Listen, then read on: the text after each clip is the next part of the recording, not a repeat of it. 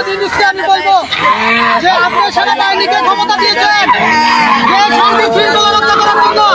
এই সেনাবাহিনী চোখের সামনে রাইতের অন্ধকারে দুইটা গাছের মধ্যে টাঙ্গাইয়া বাইরেতে 1.5 ঘন্টা বাইরেছে, বাইরের পর সে মৃত্যুবরণ করে।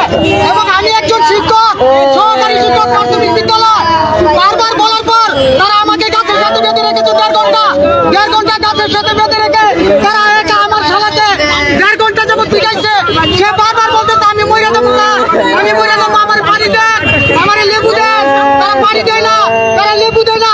তাহলে আপনি যে শান্তি প্রতিষ্ঠা করবেন, আপনি যে শান্তি প্রতিষ্ঠার জন্য সেনাবাহিনীকে ক্ষমতা দিয়েছেন, এই সেনাবাহিনীর নমুনা আজকের এই লাট।